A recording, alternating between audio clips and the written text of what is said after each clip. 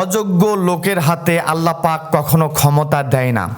আলেমদের এই 7টি গুণ, এই 7টি যোগ্যতা না থাকার কারণে আজকে আমরা ক্ষমতার মসনদ থেকে অনেক দূরে সরে গেছি। পৃথিবীর ইতিহাসে সবথেকে বেশি রাজ্য শাসন করেছে অটোমান সাম্রাজ্য।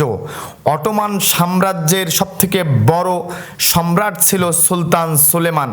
সুলতান সুলেমানের এলিট ফোর্স সেনাবাহিনী এতটাই শক্তিশালী ছিল, তারা যে যুদ্ধে যাবে এটা শোনার সঙ্গে সঙ্গে ব্যাটেলফিল্ড থেকে, যুদ্ধের ময়দান থেকে প্রায় 1/3 3/1 সৈন্য পালিয়ে যেত সুলতান সুলেমানের সৈন্যদের নাম শুনলে।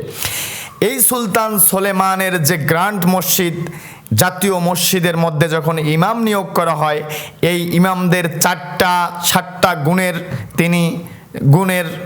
গুণ দেখে তাদেরকে নিয়োগ দেওয়া হতো, আলেমদেরকে ইমাম নিয়োগ দেওয়া হতো।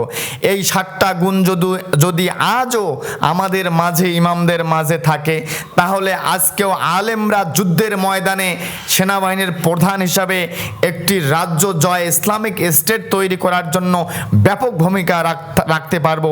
এই 7টি গুণ আমাদের জেনে নেওয়া দরকার।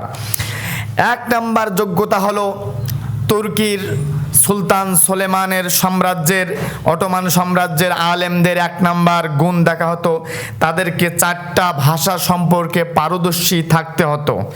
4টা ভাষা, আরবি, ফার্সি, তুর্কি এবং ল্যাটিন। আজকের পৃথিবীতে ল্যাটিন ভাষার জায়গায় ইংলিশ যোগ হবে, কারণ আমরা যখন ধর্ম প্রচার করতে যাব তখন আমাদেরকে ভাষাগত দক্ষতা এটা থাকতে হবে ডিভাইড এবং কমিউনিকেশনের জন্য। তাই ভাষাগত যোগ্যতা একজন আলেমের সবথেকে গুরুত্বপূর্ণ ব্যাপার। 2 নাম্বার হচ্ছে ইসলাম যেমন জানবে, আলেমগণ তুলনামূলক ধর্মতত্ত্ব, অন্য ধর্ম সম্পর্কেও আলেমদের ব্যাপক জ্ঞান থাকতে হবে। আমাদেরকে প্রধান ধর্ম, ইয়াহুদি ধর্ম, ইনজিল কিতাব, তাওরাত কিতাব, তালমুদ কিতাব, খ্রিস্টান ধর্ম, ওল্ড টেস্টামেন্ট, নিউ টেস্টামেন্ট সহ গীতা, বেদান্ত, বাল্মীকি, রামায়ণ, মনুস্মৃতি, আদিকাণ্ড, উপনিষদ, 12টা প্রধান ধর্মগুলো সম্পর্কে আমাদেরকে জ্ঞান রাখতে হবে। কারণ আমরা যদি প্রধান ধর্মগুলো সম্পর্কে না জানি, তাহলে ধর্মের বাণীগুলো আমরা ভালোভাবে প্রচার করা আমাদের দ্বারা সম্ভব না। কারণ তাদের যে সাইকোলজি, এটা আমাদেরকে বুঝতে হবে, সেই অনুযায়ী আমাদেরকে দাওয়াতি প্ল্যাটফর্ম সাজাতে হবে। ইসলামী শরিয়া সম্পর্কে 3 নম্বরে, ইসলামী শরিয়া সম্পর্কে আলেমদেরকে জানতে হবে। ফিক, ইসলামী শরিয়া, প্রধান মাযহাব সম্পর্কে, প্রসিদ্ধ মাযহাব সমস্তগুলো আলেমদেরকে জানতে হবে। আজকে আমরা যারা যে মাযহাব জানি ওই মাযহাবেই সেরা, বাকিগুলো ভালো না, বাকিগুলো মানলে বেদাত বা কাফের হয়ে যাব। ব্যাপারটা এরকম না। ওই সমস্ত আলিমরা এই সমস্ত ভুল মেসেজ ড্রপ আউট করে যারা শুধুমাত্র 1-2টি মাযহাব জানে। প্রসিদ্ধ সবগুলা মাযহাব ইমামরা কি বলেছে এটা আপনাকে জানতে হবে। হিকমার সঙ্গে কথা বলার জন্য প্রসিদ্ধ মাযহাবগুলো জানাটা জরুরি। 4 নাম্বার, তিনি ম্যাটেরিয়াল সায়েন্স সম্পর্কে জানবেন। একজন আলেমকে অবশ্যই ফিজিক্স, কেমিস্ট্রি, ম্যাথ, বায়োলজি এগুলো সম্পর্কে জানতে হবে। একটা জিনিস রিসার্চ অ্যানালাইসিস থিসিস করার জন্য আধুনিক বিজ্ঞান, প্রযুক্তি, টেকনোলজি, রিসার্চ অ্যানালাইসিস করার জন্য আলেমদেরকে ম্যাটেরিয়াল সায়েন্স আপনাকে জানতে হবে। আজকের পৃথিবীতে আপনি যদি ম্যাটেরিয়াল সায়েন্স না জানেন, আপনি তো কোরআনের তাফসির করতে পারবেন না। ধর্মের আধুনিক তাফসির, রিলিজিয়নের আধুনিক ব্যাখ্যা ম্যাটেরিয়াল সায়েন্স না জানলে অসম্ভব, ইম্পসিবল, কখনোই সম্ভব না।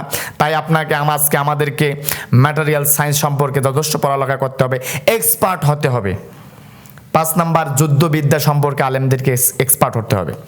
যুদ্ধবিদ্যা সম্পর্কে আমাদেরকে জানতে হবে। আমাদেরকে SMG ট্যাঙ্ক চালাতে শিখতে হবে, C-130 হারক্লিক্স পারমাণবিক অস্ত্র কেমনে বিস্ফোরণ হয়, A to Z super power সম্পর্কে আমাদের নলেজ রাখতে হবে।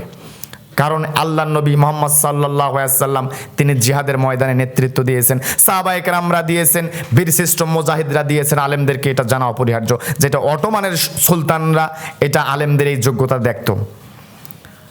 6 নাম্বার, দেখতে সুন্দর হতে হবে। আলেমদেরকে অবশ্যই ফিটনেস পরিপূর্ণ হতে হবে, ফিট এবং মেন্টালি আমাদেরকে ফিট হতে হবে। আমরা হয়তো দেখতে অনেক সুন্দর, মেন্টালি ফিট না। ম্যাক্সিমাম আলেমরা আজকে মেন্টালি ফিট না। এটা করতে হবে, আলেমদের ভুঁড়ি এত বড়, এটা হওয়া যাবে না। আমাদের বডি, স্ট্রং বডি থাকতে হবে, পাওয়ার এনার্জি গ্রো করতে হবে। আমাদের অবশ্যই এই যোগ্যতাটা থাকা দরকার। সর্বোপরি কণ্ঠ সুন্দর হতে হবে। কিন্তু দুঃখজনক হলো সত্য, আজকে আমরা আলেম নির্বাচনের ক্ষেত্রে শুধু কণ্ঠটাই সুন্দর দেখি, এলেম দেখি না, তার যোগ্যতা দেখি না, কিচ্ছু দেখি না। এই আলেমরা শুধু মুখ দিয়ে ইসলামিক স্টেটের কথা বলি, বাস্তবতায় অনেক ভিন্ন, অনেক ভিন্ন। এই জায়গাটা থেকে আমাদেরকে বেরিয়ে আসতে হবে। এই জায়গাটাতে যদি বেরিয়ে না আসতে পারি তাহলে ইসলামিক স্টেট যতই বলি ইম্পসিবল, সম্ভব না। আল্লাহর জমিনে আল্লাহর আইন কায়েমের ক্ষেত্রে ইসলামের আলেমদের ব্যাপক অবদান যুগে যুগে, প্রতিটি যুগে যখন জালেম শক্তি আল্লাহর দ্বীনের বিরুদ্ধে, আল্লাহর কেতাবের বিরুদ্ধে বিরুদ্ধাচরণ করেছে, সর্বপ্রথম যে প্রতিবাদটা যেখান থেকে এসেছে সেটা হলো আলেম সমাজ। তাই আলেম সমাজের গুরুত্ব, এটা অত্যন্ত একটি গুরুত্বপূর্ণ ব্যাপার। এই বিষয়ে আমাদেরকে অবশ্যই যথাযথ জ্ঞান রাখতে হবে। এই জ্ঞান রাখতে যদি আমরা অসমর্থ হই তাহলে আল্লাহ পাক অযোগ্য লোকের হাতে ক্ষমতা দেবে না। অযোগ্য লোক কখনো আল্লাহ পাক, ফেরাউন সে জালেম সরকার হতে পারে, ফেরাউনের অনেক বুদ্ধি ছিল, সে যথেষ্ট ট্যালেন্ট ছিল, ইন্টেলিজেন্স ছিল। আজকের জালেম সরকারকে আমরা বিতাড়িত করেছি, তাদের মাঝেও যথেষ্ট দক্ষতা ছিল, যদিও তার যথেষ্ট দক্ষতা ছিল। আজকে তরুণ প্রজন্মের মাধ্যমে আজকে যে বাংলাদেশ, স্বাধীন বাংলাদেশ আমরা পেয়ে গেলাম, তাদের মাঝে তারা কিন্তু অত্যন্ত ট্যালেন্টফুল। যুগে যুগে কেমনে করে বড় বড় সাম্রাজ্যগুলো, বড় বড় রাজাদের, সরকারদের পতন হয়, এরা এই হিস্ট্রিক্যাল ব্যাকগ্রাউন্ড জানে। তারা আজকের পৃথিবীর মোসাদ, রসিয়া সম্পর্কে যথেষ্ট জ্ঞান রাখে। তারা আজকের পৃথিবীর শাসন বিভাগ, বিচার বিভাগ সম্পর্কে জ্ঞান রাখে। তারা আজকে আমাদের geopolitics, economic system, league of nation সম্পর্কে জানে। বিধায় ঢাকা বিশ্ববিদ্যালয়ের, ঢাকা ইউনিভার্সিটির ছেলেরা, BRAC varsity, north south, daffodil, eastern ইউনিভার্সিটির স্টুডেন্টরা আজকে গোটা দেশে মাস্টার প্ল্যান অনুযায়ী একটা যে বিশাল একটা বিপ্লব সম্পন্ন করলো। কিন্তু আমরা আলেমরা আমরা এটা পারি নাই। কেন পারি নাই? ইসলাম, মুসলিম সাম্রাজ্যের আলেমদের যে যোগ্যতা ছিল, এই যোগ্যতা আমরা অর্জন করতে ব্যর্থ হয়েছি। বিধায় আজকে আমাদের দ্বারায় এই বিজয় অর্জন করা সম্ভব হচ্ছে না। আজকে আলেমরা শুধুমাত্র মসজিদের মধ্যে, খানকার মধ্যে, মাদ্রাসার মধ্যেই আমাদের জায়গা, কিন্তু সংসদ, পার্লামেন্টের মধ্যে আমাদের জায়গা নাই, রাষ্ট্রীয় ভবনের মধ্যে আমাদের জায়গা নাই, আমাদের মন্ত্রণালয়ের মধ্যে আমাদের আলেমদের কোনো জায়গা নাই, আমাদের ডিসি অফিসের মধ্যে আমাদের কোনো জায়গা নাই, ইউনিয়ন পরিষদে আমাদের কোনো জায়গা নাই। তাহলে যদি আমরা সমাজকে ওভারটেক করে, জাতিকে নেগলেক্ট করে, আলেমদের কোনো কাজ থাকতে পারে না। আলেমদেরকে অবশ্যই এক্সপার্ট হতে হবে, জ্ঞানের দিক দিয়ে শ্রেষ্ঠত্ব অর্জন করতে হবে এবং আলেমদের জাতি গঠনের জন্য আলেমদেরকে যথাযথ ভূমিকা পালন করতে হবে।